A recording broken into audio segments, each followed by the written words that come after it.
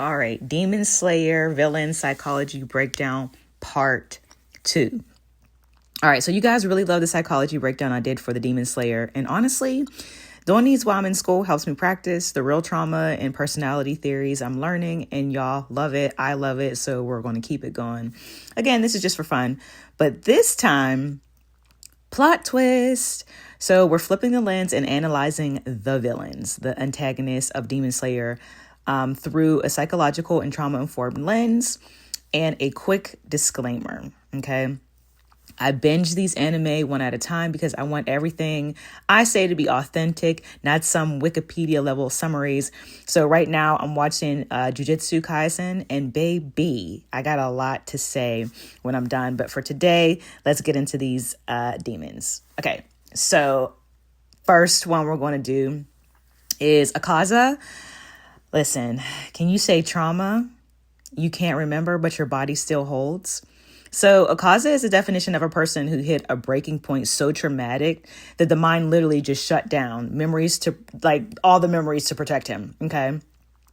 So this is what trauma therapists call dissociation, when the brain erases or puts walls off like certain memories that are too painful to process. It's similar to how soldiers come back from war and can't remember the worst moments. So the body says, no, this will destroy you, and shuts down. So Akaza is the type of person who would need a bottom-up therapeutic approach, meaning you heal the body first because the mind can't articulate the story. His trauma is stored somatically in impulses, reaction, and physical memory, not in words. So when you look at his life, his past life, when he losing his father, losing the only family, he ever found, and finding the woman he loved dead right before their wedding, massacring an entire dojo with his bare hands. That level of grief can literally shatter a mind. So his memories didn't fade. They were locked away for survival. And the body remembers. So that's why he never eats women. His subconscious still protects his fiance. And his strength isn't arrogance, it's armor. It's his body fighting the trauma buried in his DNA that he cannot consciously name. So Akaza is grief so deep that he lost the story, but still carries every chapter in his bones. Okay? All right. Number 2 is Rui. Guys. So let's say trauma-born control, shame, and manufactured love. Rui's story makes perfect sense. When you remember he was born sick, frail, and dying from birth, he lived in a body that failed him. So he grew up craving connection and belonging, but also carried deep fear and shame because he had no control over anything in his life. And this is the key. People who grow up powerless often develop controlling behaviors later. So his spider threads, binding, puppeteering, and slicing are literally a metaphor for control, fear of abandonment, manipulation as survival, and the need to force relationships to feel safe. He didn't know how to receive love normally, so he recreated family through fear and obedience. This shows up in real human relationships too. When someone, never experiences safe vulnerability, they think control equals connection, and they build relationships where people play roles instead of showing up as themselves. And the truth of Rui is revealed in the end. The moment he cries out to his parents beneath the demon, he was still just a scared, sick child who wanted to belong, but never, learned what healthy love really looked like. All right. Number 3. Let's get into the siblings. Daki, I don't want to say his name wrong, Gyutaro. Sibling, trauma, and codependency. Can we say that? All right. Excuse me. All right. So these two are the definition of trauma-born codependency. All right. Gyutaro, I always don't say it right. So I'm sorry, guys, don't kill me. He grew up with deep shame, rejection, poverty, and low self-worth.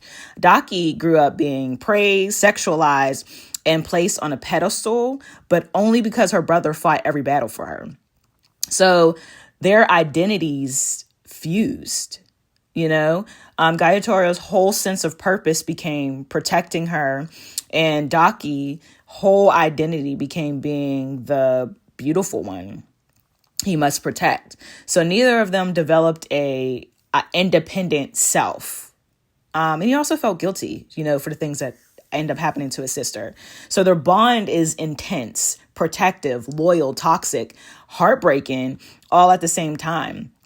And this mirrors real life. When people survive trauma together, siblings, friends, partners, they cling to each other for survival. But when no one heals individually, that bond can turn into codependency instead of connection. And Daki's confidence wasn't real confidence. It was borrowed power. And Gyutaro's loyalty wasn't just love. It was self-hatred turned into overprotection. And together, they show what happens when two people learn to survive through each other, but never learn to survive within themselves. So that's my take on it. And last but certainly not least, Muzan. Can we say narcissism, power, addiction, and the fear of weakness? Let's get into it. Okay, so Muzan is addicted to power and control, but not in a simple way. He represents the most extreme form of malignant narcissism, the kind rooted in early trauma and identity fragmentation. He was born dying, weak, helpless, dependent, and powerless. And when someone with his kind of psychological wiring finally gets power, they cling to it with a level of obsession that becomes pathological. So Muzan rewired his entire personality to avoid ever feeling human again. No vulnerability, no accountability, no introspection, no empathy, no weakness. And this is why narcissists at this level don't change. They literally can't access the emotional language needed to heal. He seeks out people at their weakest moments because that's the only time he feels powerful. But the gag is okay, so I'll say he preys on the grief, he preys on the fear, preys on the sickness, preys on the abandonment, offers strength to the broken, and then he rewrites their identity around him. So this is classic narcissistic grooming and trauma bonding. But the gag is he gaslights every demon into believing he is the source of their power, when in reality, he feeds off the potential they already had. He keeps them in ranks and hierarchy to make them constantly feel unworthy and terrified of disappointing him.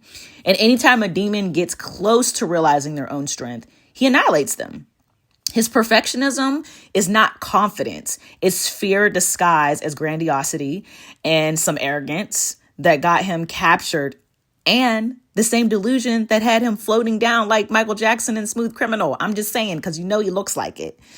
Anyways, Muzan isn't necessarily powerful. He's terrified. He's terrified of the child he used to be. So anyways, final notes. So, why these villains, hit so hard. What makes Demon Slayer brilliant is that every villain is a mirror of a human trauma, if you really pay attention. The unhealed grief, the shame, the abandonment, family wounds, codependency, survival identities, because that needs to really be popping out, because a lot of us have survival identities. Dissociation, narcissism, loss of self, fear of vulnerability. So these demons aren't just monsters. They're what happens when pain goes untreated for too long. And that is why these psychological breakdowns, I feel, hit, because beneath the fantasy, they're real human stories that, we all can recognize. And I believe that, Tanjiro can recognize these as well. And that's why he has a sense of compassion for them.